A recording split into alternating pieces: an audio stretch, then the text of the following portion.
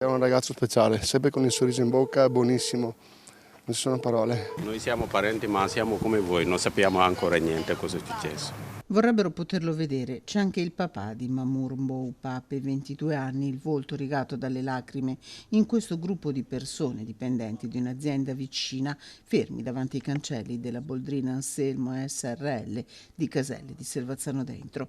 Sono le 8. Il giovane operaio di origine senegalese, dipendente dell'azienda da 2 anni, sta lavorando su un macchinario destinato allo srotolamento e al successivo taglio a cesoia delle lamiere. Il dramma si consuma in pochi minuti.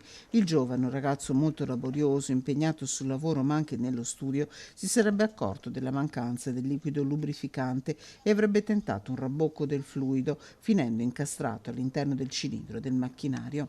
Un collega lo vede, si precipita ad aiutarlo, tenta di tirarlo fuori, si ferisce alla mano destra ma non riesce a fare nulla. Il 22enne resta incastrato e morirà sul colpo. Il collega, affidato alle cure del reparto di ortopedia dell'ospedale di Padova, nell'azienda di via Marconi arrivano i sanitari del SUEM 118, i carabinieri, gli agenti dello Spisal. Il corpo senza vita di Mamour Mbou Pape, che viveva a Padova nel quartiere di Torre, viene portato in ospedale nell'istituto di medicina legale. Per lunghe ore in azienda vengono ascoltati i compagni e continuano i rilievi. Una morte che spegne il sorriso di una giovane vita piena di sogni e di progetti. Un giovane sorridente, vivace e laborioso, così lo descrivono i parenti, che adesso vogliono capire il perché.